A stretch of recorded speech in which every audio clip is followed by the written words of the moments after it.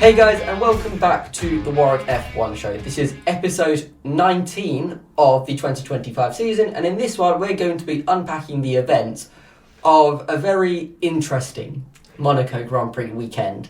I'm going to say interesting because there are a few things we should probably talk about. I'm your host for this one, Anwar, and I'm joined by three people this time. I'm joined by Daniel and Lucy, as per normal, and I'm also joined by our ex-president, Katch. So thank you guys all for coming on.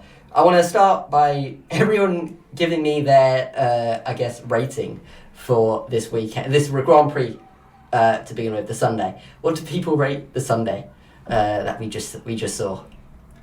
Well, the Sunday in general this year has been difficult to overtake, but in Monaco that was just a whole other level. We saw the kind of the ugly side of Formula One strategy, and for that I'm going to have to rate it pretty low, probably a 5 for me. In relation to the rest of the season, that seems pretty high, no?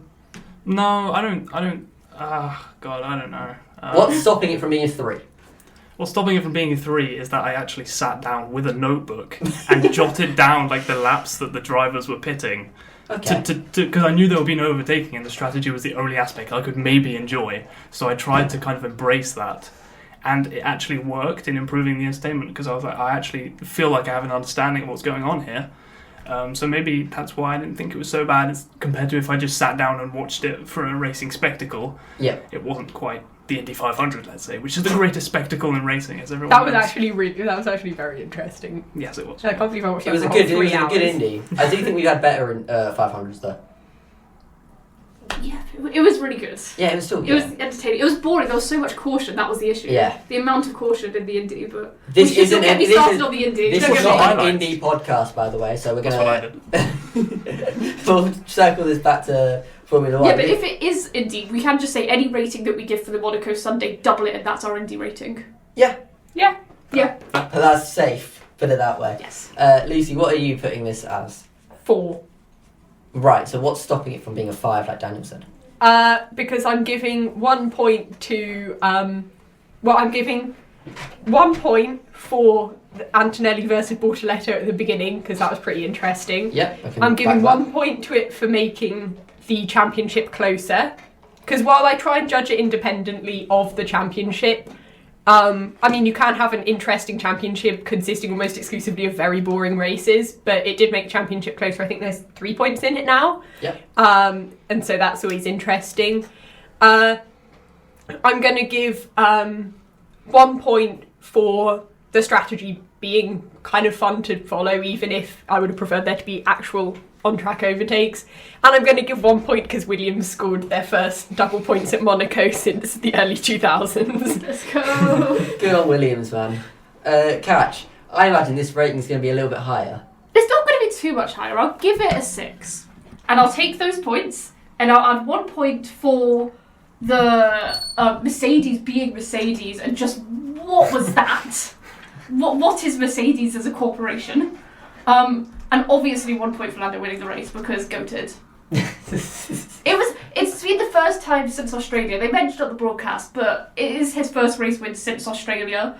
Also, the last time that McLaren won in Monaco was Lewis in 08. So It's been It's been a while. 17 years then. yeah, it's been. Have they genuinely not won? They haven't won since 2008. Oh my god. And when Lewis won in 2008, that was his second race win of that season, and his first race win was in Australia. Therefore, Lando is going to win the Stars championship. are Oh my god. I love this. You heard it for here first.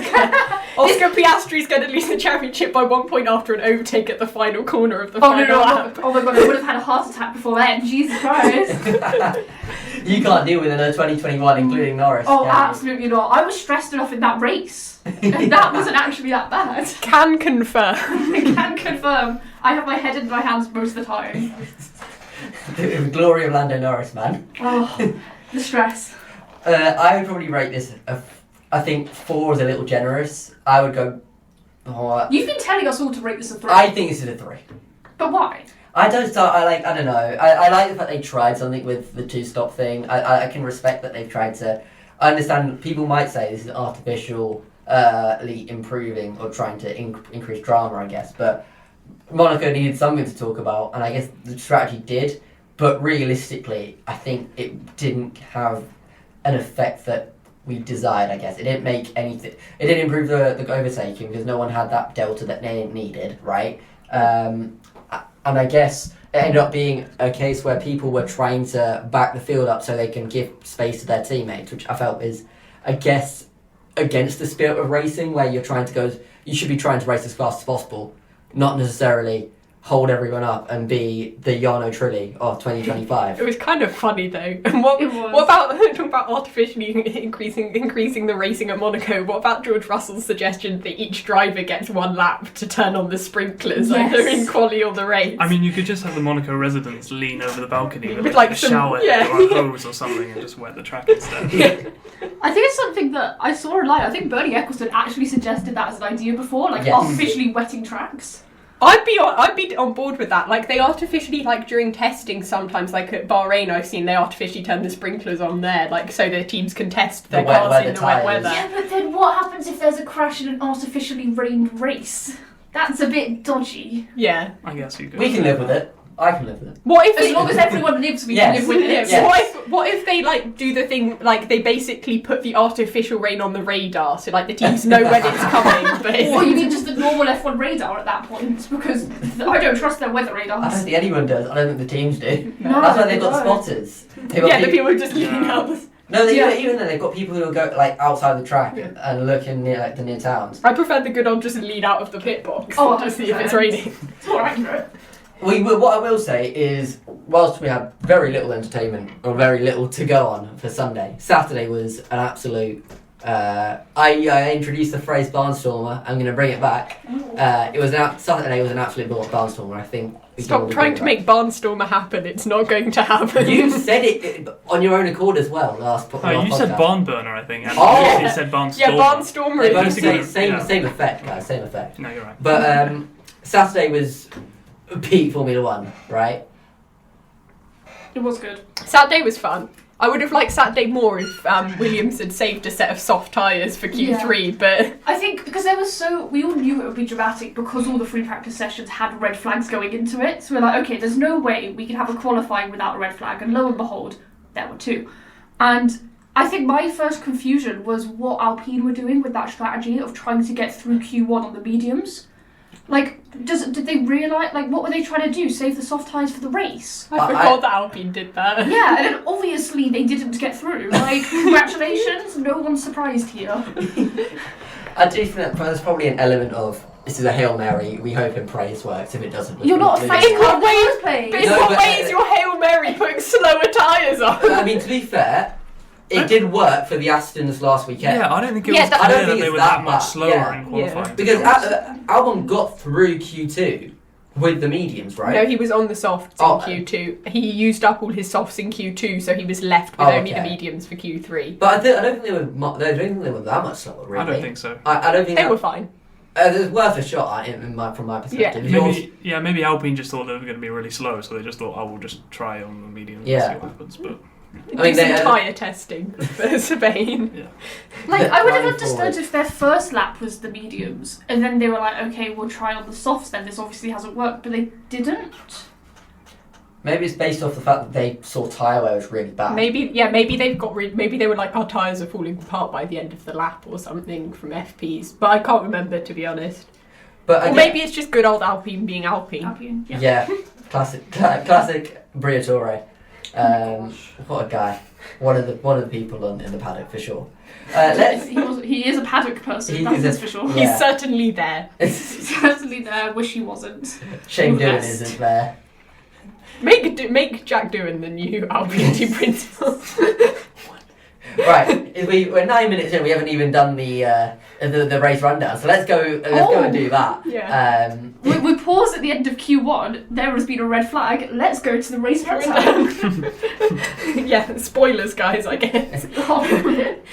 So, In case you couldn't tell from the fact that Katch is on this podcast and sounds actually happy for once, Over the moon. Lando, What a shame. Lando Norris won. Do people not like seeing me happy? No, I liked it. Sorry, did that come across as slightly No, mean? it came across fine. It's just because you've been real sad for like the last 3 I months, and I'm glad that you're not sad. Thank you. I appreciate it. Lando Norris won and got 25 points. He also got the fastest lap, but this year, because of things, that doesn't give you extra points anymore. Which is stupid, because if fastest lap points were a thing, he would be leading the championship right now. Is it only stupid because he'd be winning if Yes. fastest lap? Good. Just Right, wanted I'm to glad we clarify. cleared the air there. Glad. I'm glad. Then in second place, for once not DNFing at his home Grand Prix, which nobody could have seen coming, not least me, is Charles Leclerc. There was some drama where I think at any other circuit other than Monaco there may have been some battle on for the lead, but this is Monaco, so that of course didn't happen. Then in third place we have Piastri. McLaren 1-3 on the podium. I think he would have liked the win, mainly because I think quali was pretty, it seemed like a pretty back and forth battle, but They weren't far away. P3's nothing to be sad about.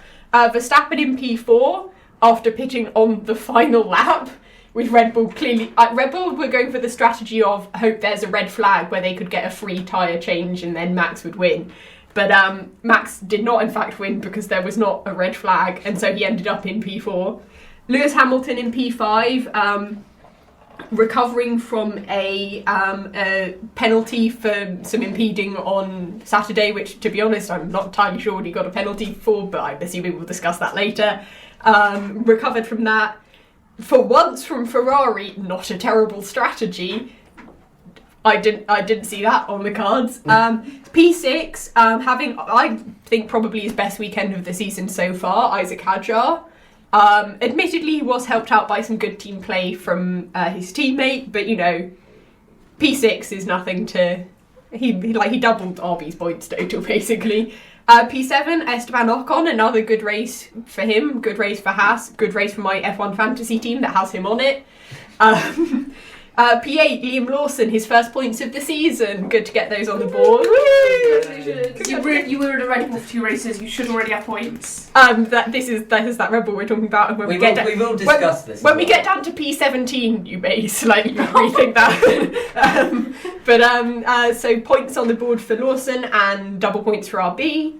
P9, Alex Albon, yay!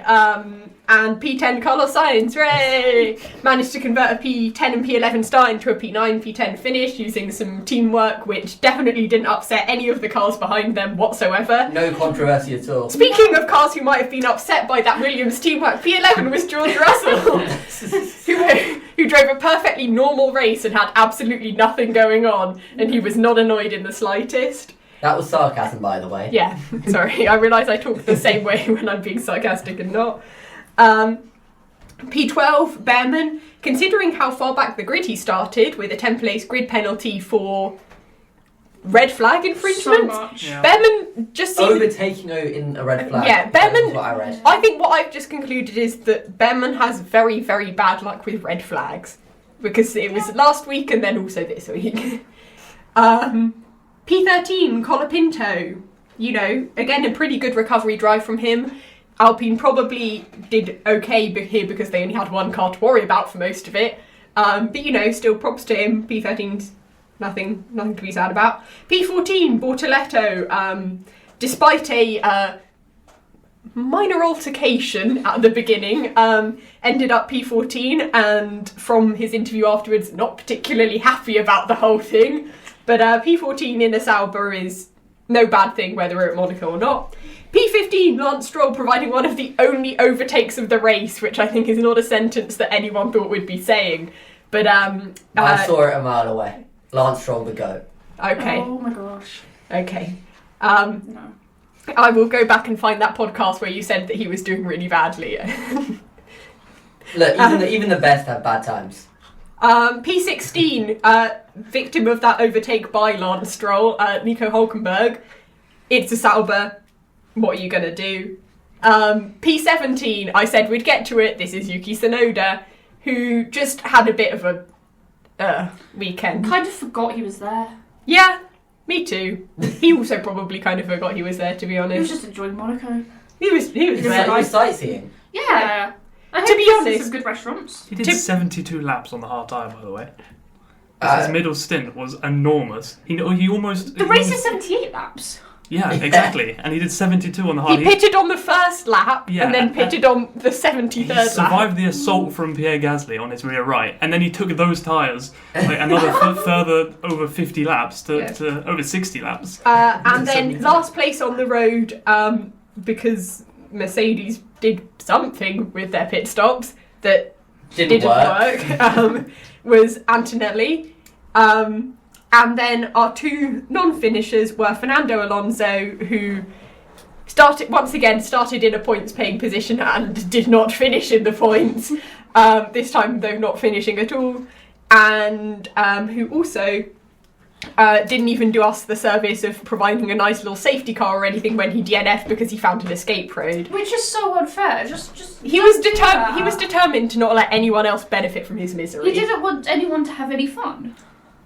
That's what. Fair, to be honest. Fernando Alonso's biggest buzzkill. Exactly. And then also not classified, Pierre Gasly, who Tried to kill someone. who decided that if you can't overtake cars at Monaco, what if you just hit them? But then it was really impressive how he yeah. got back on 3 wheels. That happened like throughout like half of the Monaco lap. Yeah, that happened like a third of the way into the lap, and then he still made it back to the pit lane Like, because he too is determined to not let anyone have any fun. I understand why the FIA are like, this is not a good thing. I completely understand that. But come on, it's Monaco. That was so entertaining. Like watching him drive on 3 wheels, big up. I don't Should've know. got driver of the I day. think I think it's a disgrace that he got away with that. I'm pretty sure there was no penalty for him or the team, right? Don't think so. I don't Which think so. I don't think. I think how has that happened?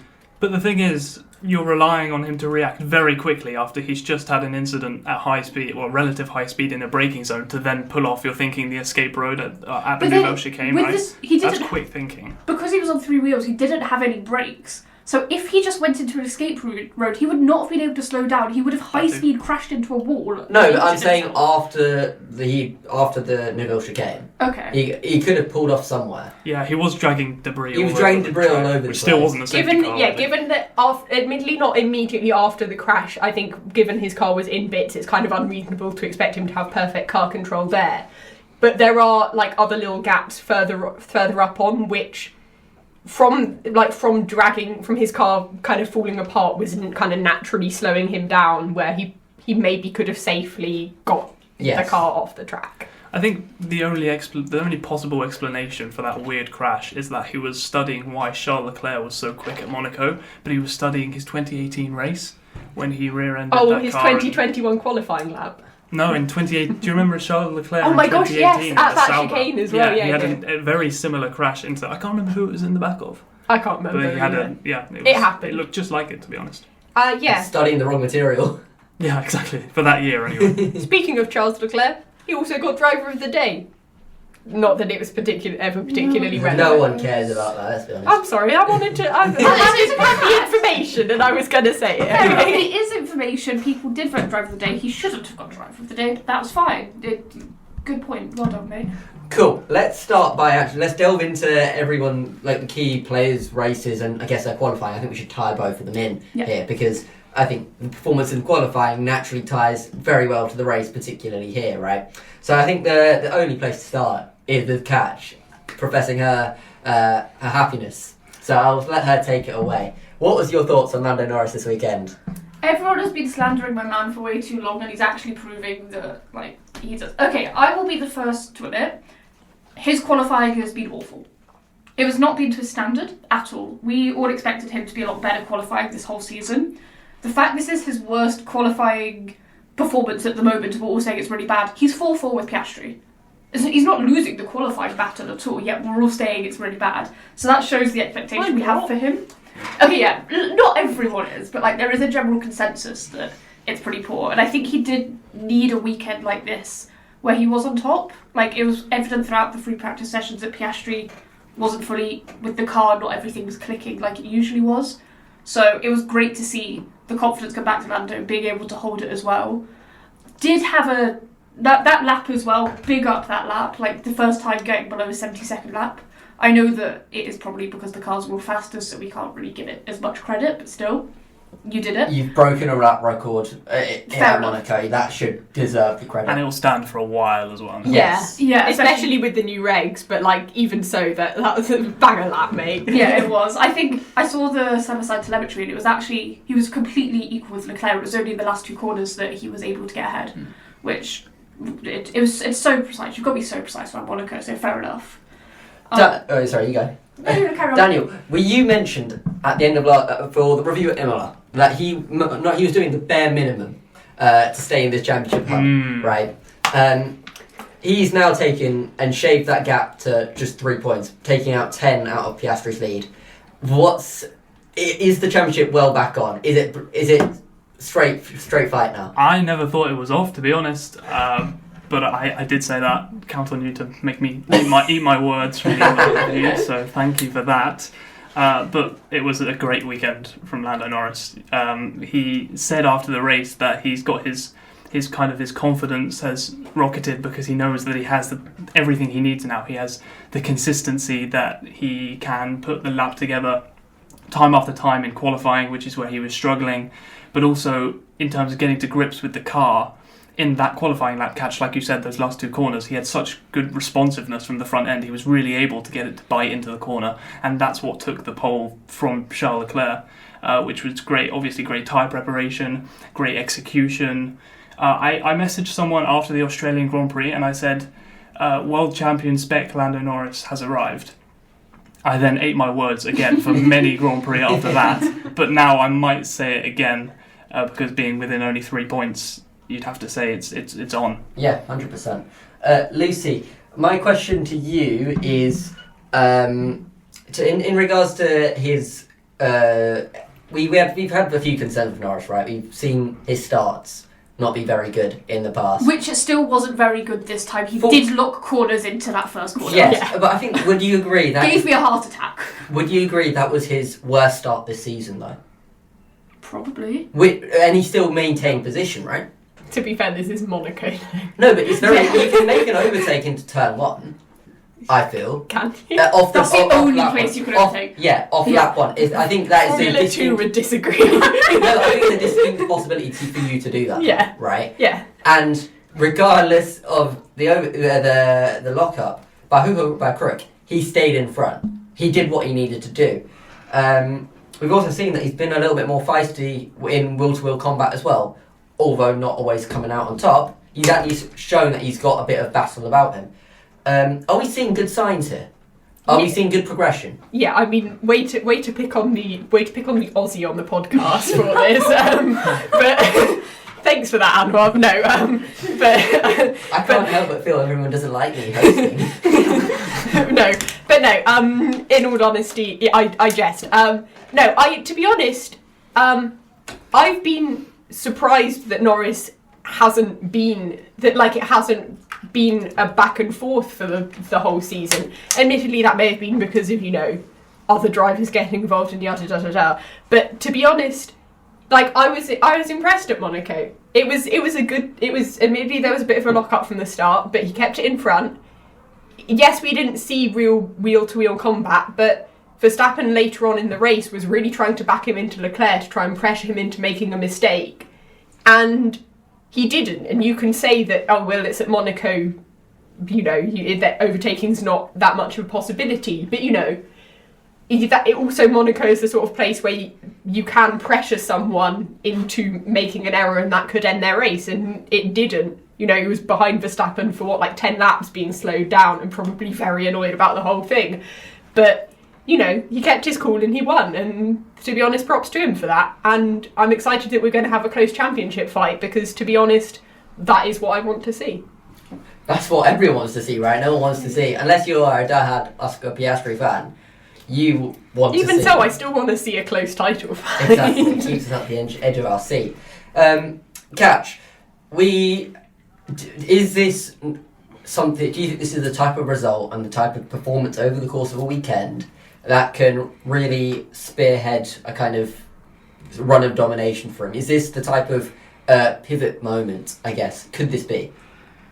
I don't want to say yes because I think it's really easy to be like, okay, cool, he's won the race, he's got the momentum, he's going to go on. But like we said, there's so many players in this.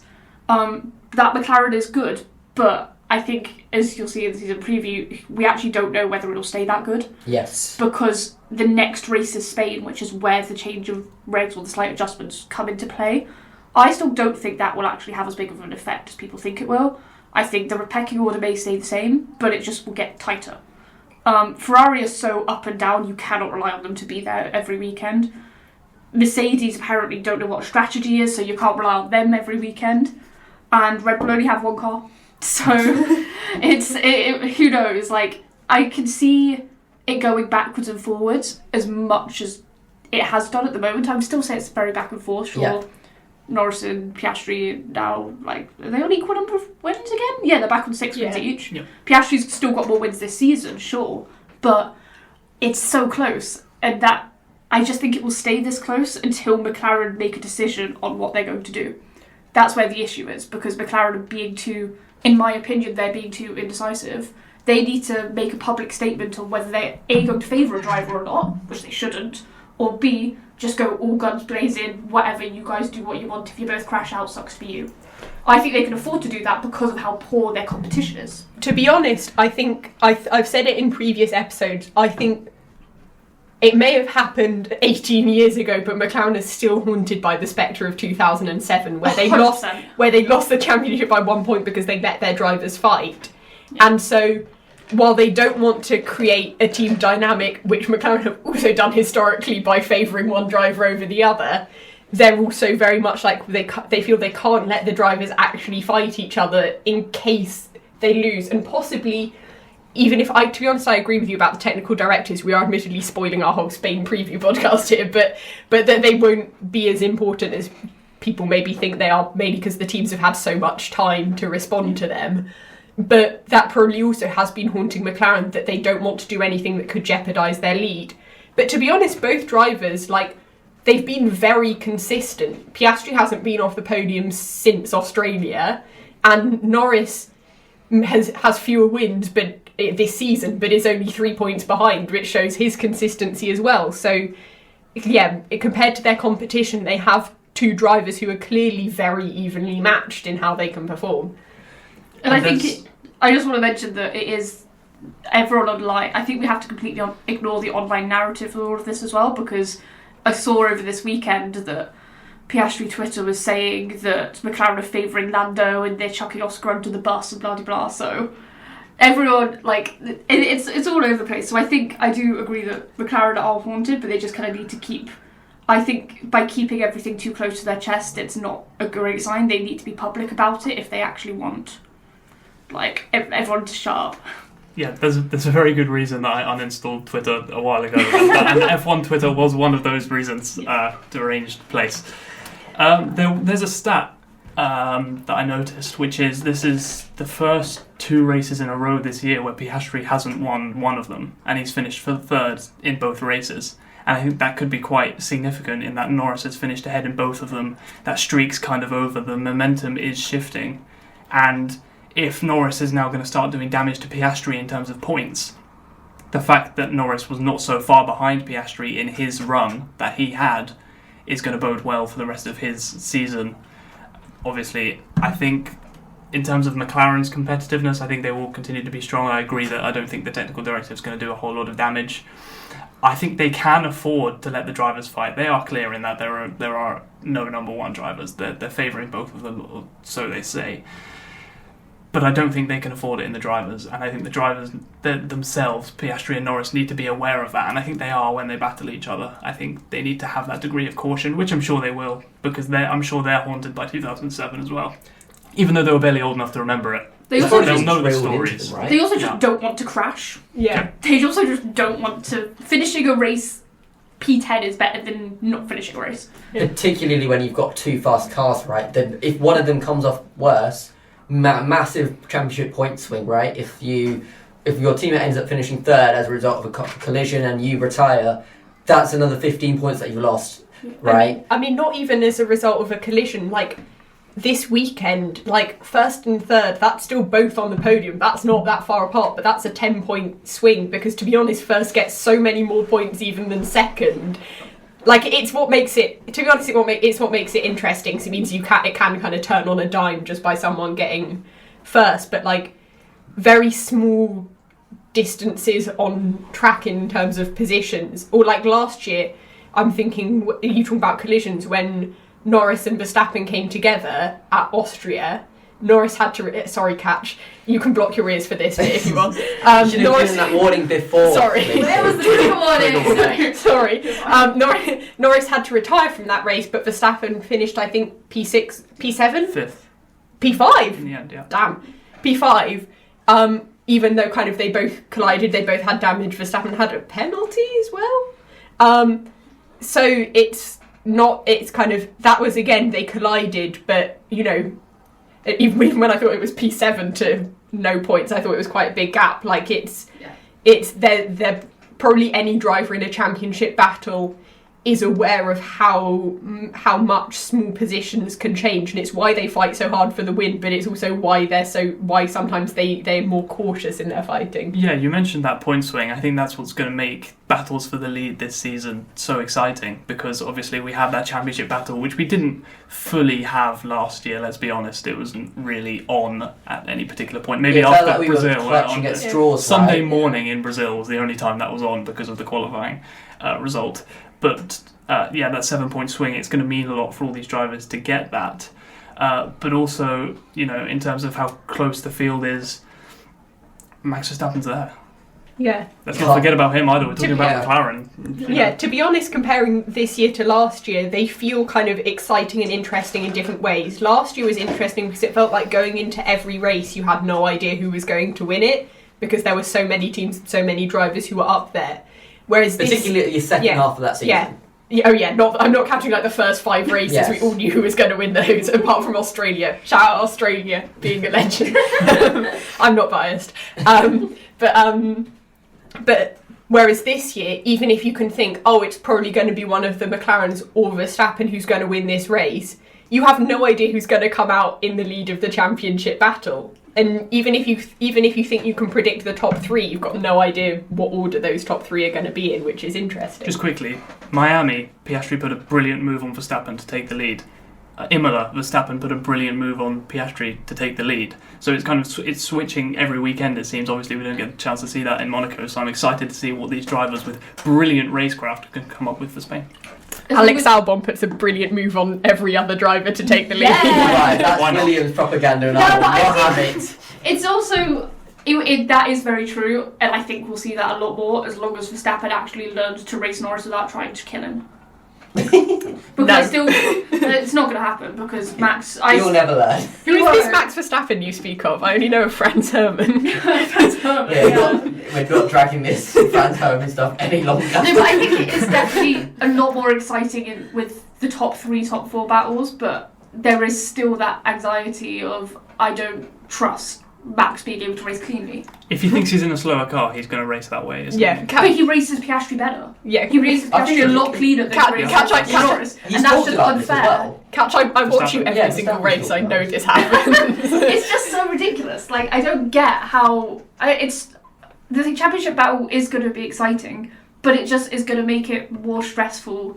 And I think we might see a bit more conservation from people like Norris when he's in the lead or when he's in second or whatever. He might not want to go for that lead on Max because he'll be crashed out. So I think we might not get those moves unless it's Oscar trying to overtake Max. So McLaren might not be choosing a McLaren first driver, but Verstappen is choosing a McLaren first driver. Verstappen might end up deciding who wins this championship, is what I might say. I don't see that as unreasonable in the end. We're going to write that down as a season prediction. Verstappen does not win the championship. Verstappen just decides. We're going to send a message saying that you said this on the 28th. We're going to get a voice memo from you. I'll call it. I'll call it into the podcast. Yeah. You're just going to show up at the podcast mid-record at the end of the season, being like, "Hello, open the door, come on, hold that." You just climb in through the window. I told you this was going to happen. And I'll do that because I'll be annoyed that it's Lando that hasn't won it. That's the only reason why. Okay, I'll bring obnoxious amounts of Tim Tams and Vegemite and laugh Oh, at you. no. See, we're not getting on. I'm biased in my Norris preference, and I've always made that clear throughout the years, and that's absolutely fine. Very clear. Yeah, but I can be objective. I'm not going to go into my Piastri dislike because that is personal. So, I feel like, yeah, to not annoy the listeners, we're not going to have me talk about Piastri. I mean, I was going to say, let's talk about Piastri quickly before we move on to other teams, right? In all honesty, I don't think this is anything to be concerned about. It's just one off weekend, really, where Norris just had a little bit more pace. I don't think... Is there any cause for concern? Because from my perspective, there isn't really. No, I mean, the only thing that was slightly concerning was towards the end when Max was driving off the pace and backing everyone up, but Piastri still couldn't get onto the back of those three. Yeah. So that was kind of worrying. That was the only moment of pace that was like, okay, maybe he's in some trouble. But qualifying was just good enough, I suppose. It was fine. That was fine. Yeah, not really much else to say. I think this is very important in terms of the Norris narrative, more so than the Piastri narrative for sure, because I think Piastri's shown that he can bounce back very easily, and you just come off a good streak of races, right? So lots of confidence, I guess, in him, but this has given us a lot of confidence in Norris for sure, right? Let's move on to a different team, and I think we'll move on to Ferrari, because I was personally pretty surprised at what I saw. I didn't really expect Leclerc to be... he had a shot of pole, let's be honest, and pole generally does end up winning the race. So, given how many crashes Ferrari had in the FP sessions, I was kind of surprised with how it went for them in quali. Do we have any... Does this result of second and Hamilton finished where again? Fourth. Fifth, right, sorry. No, that was on me. No, I also didn't know either. But I guess... Does this give us any confidence in Ferrari, or is this, or are we so out of touch and so out of a lack of faith with Ferrari that we can't really take any lessons from it? It genuinely wouldn't surprise me if Ferrari had built a car that could only do Monaco and nothing else, it wouldn't be surprising if now we see Ferrari actually up there. There's a reason I never put Ferrari in my predictions, and it's because I never know what they're doing. Genuinely, I don't know whether anyone listened at the start of the season when I was doing predictions, when I was ranked on the podcast. Dear Lord, my faith in Ferrari it was so big. You said Charles Leclerc would win the season opener. Yeah, I fully was like, okay, I trust that McLaren are going to do well, yes, but I had this complete delusional faith in Ferrari having built a good car and their drivers being there, and then I forgot it's Ferrari. I forgot Ferrari are Ferrari. If they're just, no matter what happens, they can build the best car in the world, but their strategy team are a disaster. Their chief race engineers apparently don't know how to tell people correct instructions. It's all chaos. So it's been a good weekend for them, yes, but I feel like it would be more big for them if they won the race. Them being second and fifth doesn't really mean much. It's not like they're just going to have this incredible rest of the season. Yeah, I'm not sure we would have been talking about Ferrari being as competitive as we were if it weren't for Charles Leclerc, because Lewis Hamilton had quite a poor race in comparison, to be honest, on that in traffic especially. He lost loads of time, finished 45 seconds or something off the win. He had such an anonymous race that even his race engineer deserted him after the checkered flag. 51 seconds behind Norris in the checkered flag. 51 seconds is a lot. When Leclerc finished how many? 3.1. Yeah, that's the difference of qualifying and it was clearing the blue flags. And it was less than a second before that final lap as well, because Norris gained 2.5 seconds on that final lap. Yeah, fastest lap on the last lap, right? Yeah, I wonder how Norris got so much faster on the last lap. I wonder how. Yes, I wonder what happened there. No, we've had this conversation already. But if you want to know where Ferrari's pace came from, it was basically they've been having right height issues all season and they couldn't run it as low as they wanted to, but they could here just because they're able to ride the curbs easier as well, which just meant it was... they were able to run the suspension softer than normal. Also, it's worth noting that Ferrari went obviously quite well here last year as well, and they used the same rear wing downforce setup. They just brought their one from last year and put it on this car. So if they broke, don't fix it. Yeah.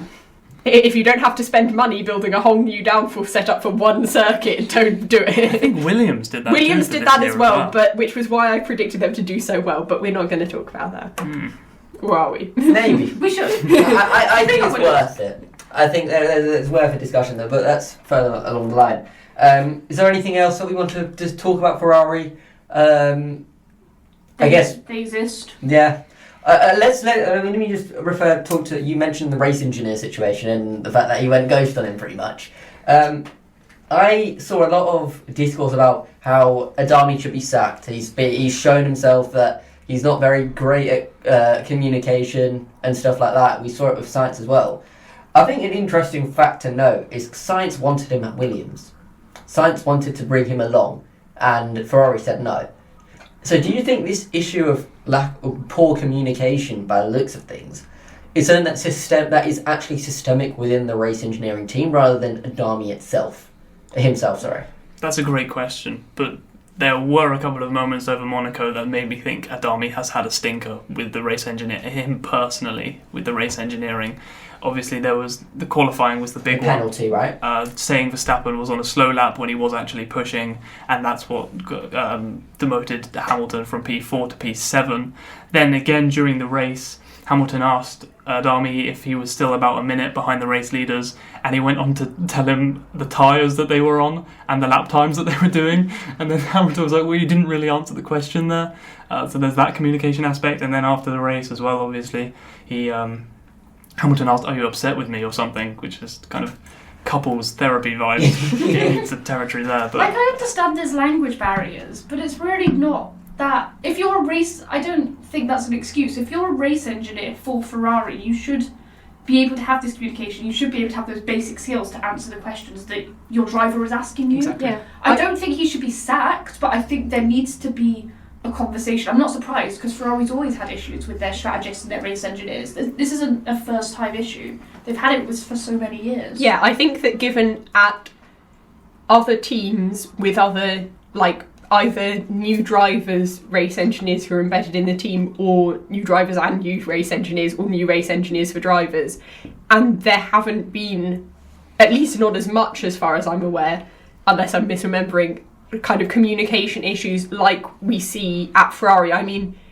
it's sort of, even before Leclerc's new race engineer, it was kind of Monaco last year was his first race, I think they seem to communicate fairly well to each other.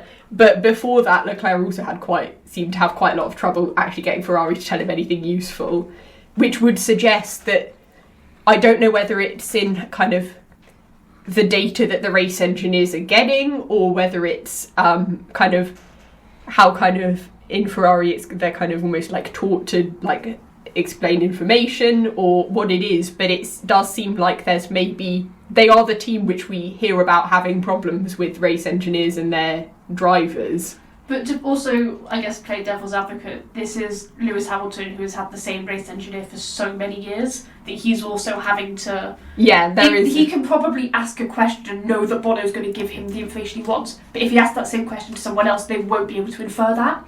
So I think Lewis also has to adjust how he's asking questions as well. There's just got to be more dialogue for both of them. Yeah, you kind of need to get to the point, whether Ferrari decide of their own accord to switch out race engineers or whatever, you kind of need to come to an understanding of how driver and engineer communicate with each other, because otherwise you're fundamentally not going to be on the same page, and that's how you end up with penalties for impeding, or things like when you get released out of your pit box and you go into the fast lane, happened to Colapinto or something, you went into the fast lane too quickly or something like that, I can't remember. Or things like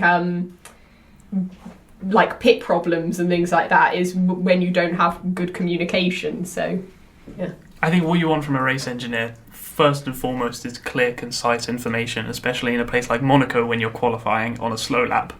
And there just wasn't that at the end of the day.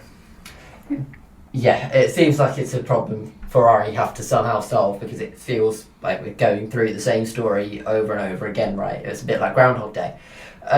Let's move on and whizzing through a few of the other teams that were, I guess, notable. Verstappen in the Red Bull finishing 4th. He tried something. Circumstances didn't work, I guess, or enable him. But in truth, that's probably the best chance they had of getting a win here, or getting a significant amount of points above 4th, basically. Somehow one of the less controversial strategies of the race as well. Yeah, pin right at the end. Because it was... I'm kind of surprised that more drivers didn't do it. I mean, to be honest, Mercedes, I think... We'll get to Mercedes. We'll get to Mercedes. But I'm surprised that more drivers didn't go for that strategy. I don't know whether they they saw that there wasn't going to be a red flag or wasn't going to be a safety car after there not being any drama at the start, or what happened, but nobody really went for it. Yeah, there's not a lot else to say. I guess Verstappen in the fight, Tsunoda struggling again. We've had this discussion before, right, haven't we? Yeah, we knew coming into the weekend that it wasn't really going to be a Red Bull track, all things considered. They really struggled with mechanical grip, especially in those slow-speed corners. The tyres weren't really biting at the corner exit, especially after curbs, which was a big problem for Red Bull last year, so they haven't quite got on top of that yet. Yeah, there's no risk of him getting kicked out, I feel. Well, maybe. We'll talk about... we're talking about Tsunoda. Oh my gosh, I thought you were talking about Verstappen for a second, and I was like, what? Oh my god. But Hadjar in. Hadjar Tsunoda. This is probably... nice segue, I guess, into our next point. Hadjar is probably... That was his most impressive weekend. That was a great weekend for Hadjar. In his career so far. Big up Hadjar. I'm glad he's getting the plaudits now, because in truth he's been incredible. He's been very good. He's been so consistent, considering that kind of after Tsunoda went to Red Bull, like Tsunoda at RB has kind of been their equivalent of like a first driver if they've got one for basically forever, basically since Gasly left. But and so there was kind of, it was going to be Hadjar who was on his 3rd race, and Lawson, we all know what happened there. But like Hadjar has he's been super consistent. He's delivered. RB seem to have got their strategy together as well. Like at the beginning of the year, they were going for some interesting strategies, to say the least. But the RB have sorted out their strategy issues in Monaco, where it's a mandatory 2-stop race, is actually super impressive. Like they did something, like we were saying that Verstappen did something different. They did something different because Hadjar pitted for the 2nd time on lap 20. Yes. He did 58 laps on that tyre, and it kind of worked out for them. They were smart with that. And I think there's someone who who we've given a lot of flack towards, who deserves a bit of credit there. Yeah. Ultimately, the circuit's helped him, but Daniel... Last straw? Wait, Wrong underperforming driver. Okay, Liam Lawson. Yes. Yeah. Okay, right. I think that was... Well, it was easily Liam Lawson's best weekend of the year, really, wasn't it? Yeah. He was being everyone's teammate in that race, because not just Hadjar, it meant that Ocon was able to score 6 points for Haas, which ironically has kept them ahead of Racing Bulls in the championship, which they might not be so pleased about, but I'm sure they won't be so upset with the points that both their drivers got. And also it would have basically guaranteed Alonso's points as well, whatever strategy he did, because Lawson was driving so far off the pace, which is, as fans of racing, going 7 seconds off the pace at some points is maybe not what we want to see from any Grand Prix, even if it's Monaco where they can't pass. I think George Russell said coming into the weekend, their predictions were, if you are less than 3 seconds off the pace, there's a 0% chance. If you have more than 3 second advantage, there's a 0% chance of the overtake. But if you had 4.5 seconds or more advantage, there's like a 50% chance. But I think even that was optimistic, given the lap times that we were seeing from the drivers, which George Russell probably found out himself when he was stuck behind the Williams for so long. So those techniques were not the best. Ben was wishing Mercedes had a 4.5 second advantage over the Williams then. Yes, or even more than that, you would have needed. It's quite annoying that Racing Bulls fix their strategy problems right where it's convenient to ruin everybody's race and kind of the racing spectacle for everyone else. But I'm happy for them to score the points nonetheless. Yeah, it was a good team effort, and I'm glad that both drivers got points. I think if anyone had DNF'd from a mechanical issue or anything like that, I would have felt sad, because I would have genuinely felt like it would have been a disservice for what was a good race for both drivers. Yeah, nothing else to add. Fair enough. I just want to say that I think good on him for getting points, Lawson. It's very difficult he's clearly been in a bit of a rut, right? And he ultimately put that car in a position where he could get points from. Did benefit for sure from the Alonso DNF, but you've got to be there to get points, right? I mean, his role was the sacrificial lamb, wasn't it? And in the end, he managed to get points despite being the one to hold everyone up. And that's because Carlos Sainz was basically being his teammate as well by backing everyone. Everyone is everyone else's teammate. It's really wholesome. Monaco, maybe that's the magic of Monaco. Maybe the real Monaco, maybe the real overtakes was the friends we made along the way. Cool. Let's talk about Williams. We mentioned Williams just in that discussion. They didn't seem very happy that they had to employ the strategy they did, but I wasn't very happy. I mean, yeah. To be honest, as a Williams fan, it ended up being okay because they did score double points, even though it was just because Alonso DNF'd. So thank you, Alonso. You did me a solid there. I did not cry myself to sleep. But no, I think, to be honest, Williams, their main thing, I think, they used up all their soft tyres before they got to Q3 in qualifying. And well, Sainz didn't make it to Q3. He started P11. But, you know, I think it was something if Albon had just done his Q2 time in Q3, he would have ended up like around where Hadjar was. So I think there was more on the cards for Williams, and that may have been delusional, but you know, I think it kind of shows something about Williams this season, though, that I'm disappointed that they got P9, P10. Yeah, I think definitely there was potential to do a bit better, but they were still able. I think it's so important for them that they were able to get points when, okay, they're not in the same battle for the constructors as Haas and RB, etc. But with the way that the season's going, who knows, they could be at some point. There's no guarantee that their advantage in fifth is going to stay there. So for them to keep points and not even just get 1 point finish, 2 point finishes in a situation where their quote-unquote competitors is really important. And they had to do a dodgy strategy to do it, but honestly, my view is everyone else that was complaining just qualified better. Yes. Like, this... Qualify Mercedes because... Qualify nearer your teammate and do the same dodgy strategy, mate. Exactly. Yeah, do that. Can we move on to Mercedes? Yes. Because George Russell is such a whiny, annoying person. Can you shut up? Like, I'm sorry, you're complaining.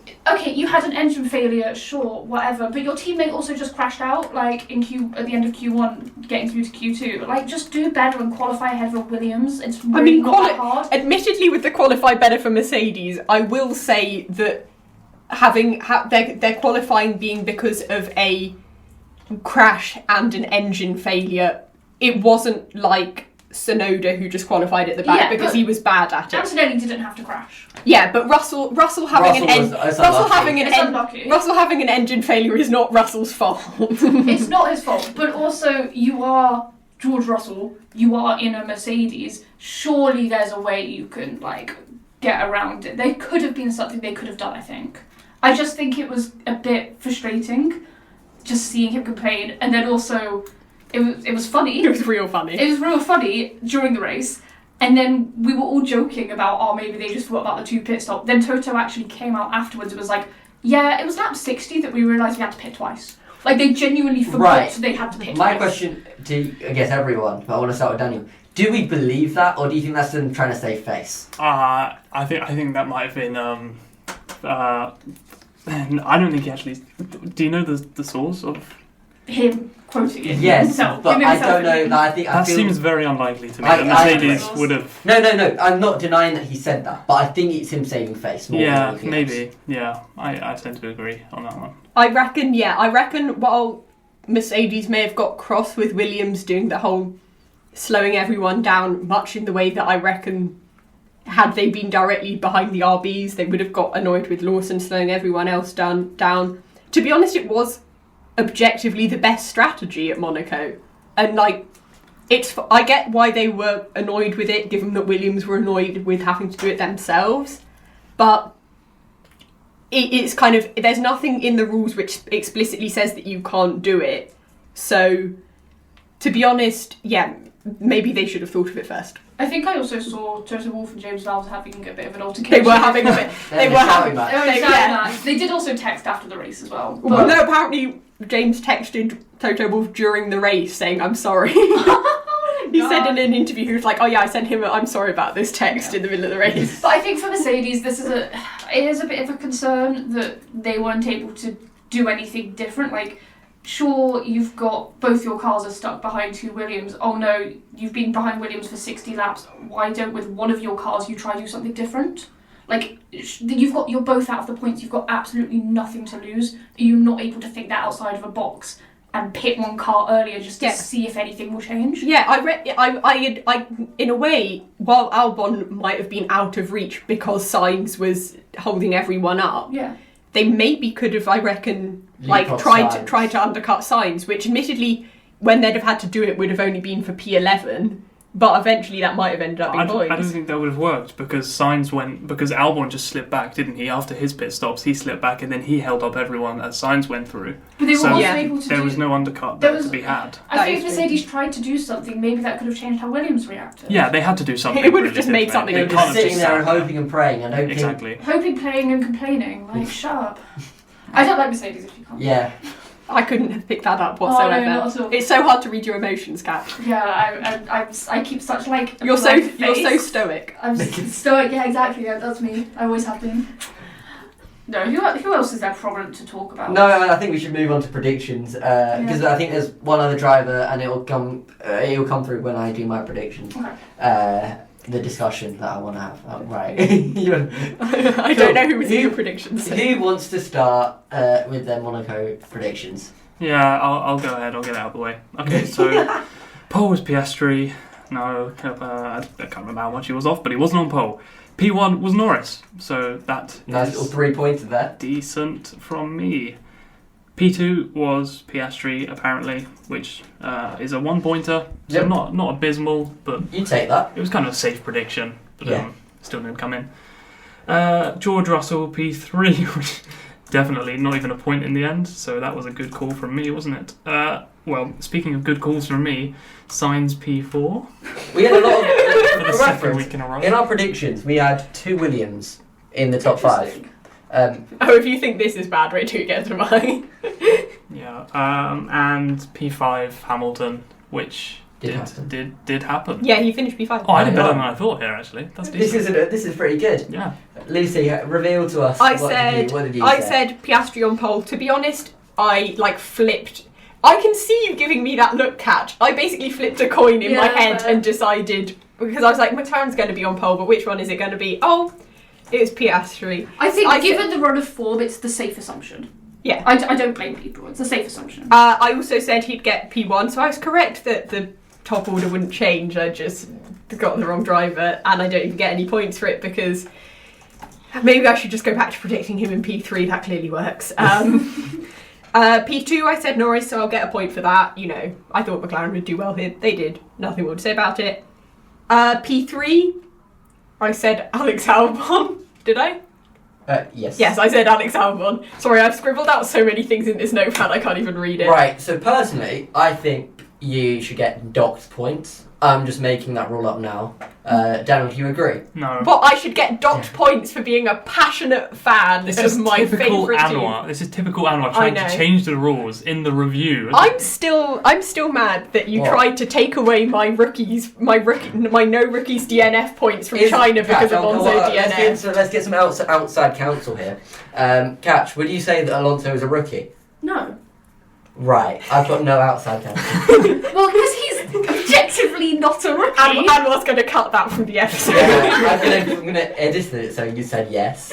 I can sue you for that.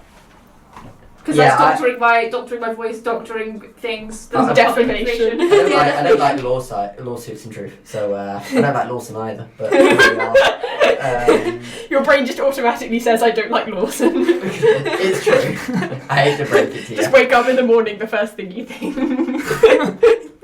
Then I said Russell P4. I did not think the Mercedes would be as bad as they were.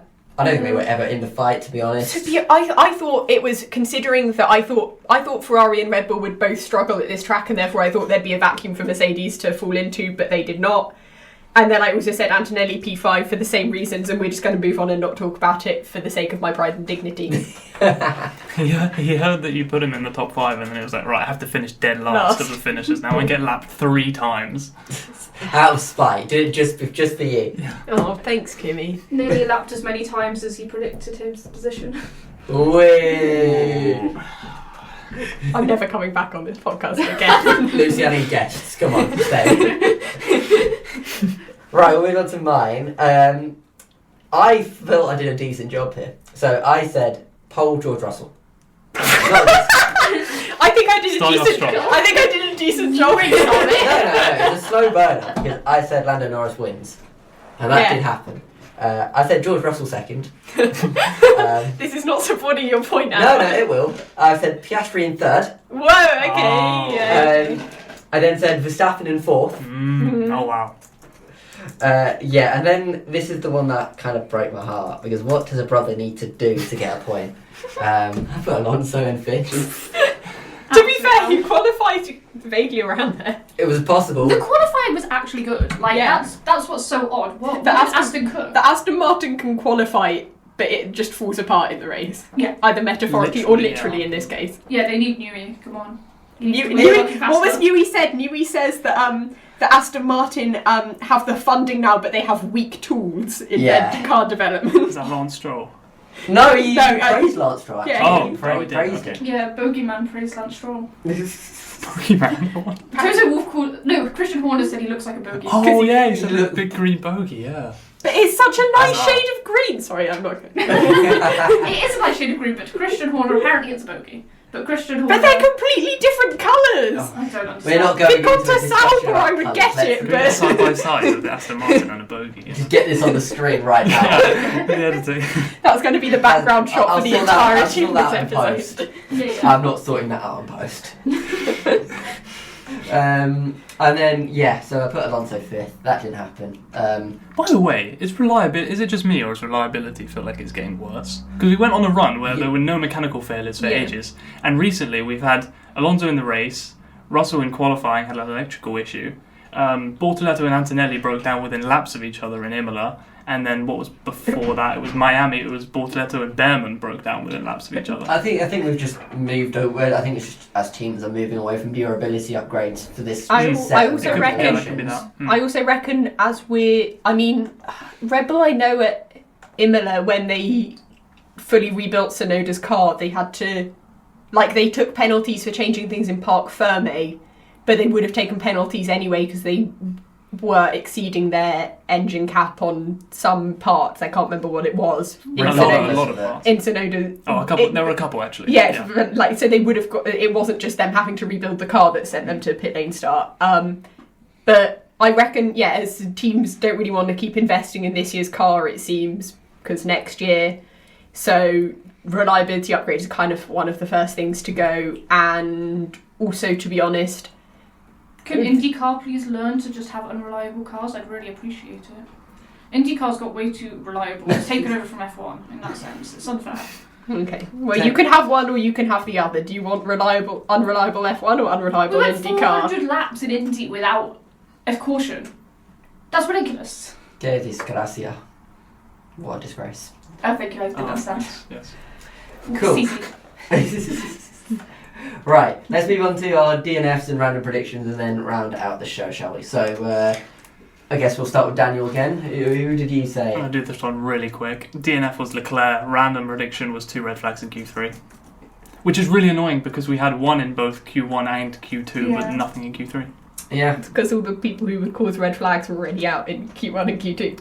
Yeah, it was a bit of a stinker of a thing to go for, really. It is what it is, man. We live and we learn. I also said DNF Leclerc, which I'm going to move on very quickly from, to get to my random prediction, where I said at least one driver uses all 3 tyre compounds. That's right, it's a tyre prediction and it's earned me some points. And who did that? Was it? Several drivers actually did it. So, I imagine Hadjar was one.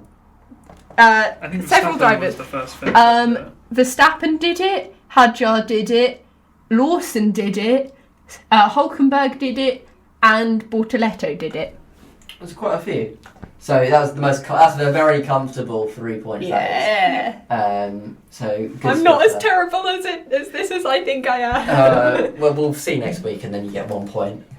I've done that before. That's Yeah. rookie numbers. Cool. I don't think my random predictions turned out very well either because I said DNF for Colapinto. I think it's a fair shout. Yeah. Fair shout. Yeah. I He almost got taken out by Gasly, really, didn't he? Yeah. If he wasn't more aware. And It's a few inches away. exactly. And Wrong Alpine, mate. Wrong Alpine. My random prediction was at least 5 on-track overtakes. Right. No. No. Right. How is it 5? How is you it could 5? argue maybe 4. Hear me out. He can't. Hear me out. Yeah, he can't, but he could. Hear me out. Okay. So the people overtaking Gasly. No. when he Whoa, had- whoa. I'm 90% sure we specifically said in our preview episode, not including like if someone DNFs and people go past. No, but he hadn't DNF'd at that point. He was rolling. Absolutely not. Was he stopped on track? Absolutely Was he not. spun into a wall? Okay, in that case, let's move Bortoletto. People overtaking Bortoletto when he been. No, I'm pretty sure No. he did specify if someone's crashed or spun, man. But he continued. But he crashed. He was in a wall, mate. Right. Yeah, I don't really have any other legs to stand on, so we'll leave it there. 0 points there. Yeah, the official number is 1. Really? Because they're not counting Bortoletto Antonelli because it got switched back. I think. There was 1 legal overtake in 78 laps. I count. Is it not 2? I would have thought Bortoletto on Antonelli Further hairpin one. I would have thought Bortoletto on Antonelli was legal. And I'm then assuming Stroll- that's that was legal. finished. No, but surely. Stroll also Yeah. overtook Hulkenberg legally on At the the last end. lap. I don't know, I'm going off of the internet, mate. All we know is that it definitely isn't 5. Yeah. It's definitely not 5. Either 1 or 2 is less than 5. I'll suck Yeah. it. I'll suck it up.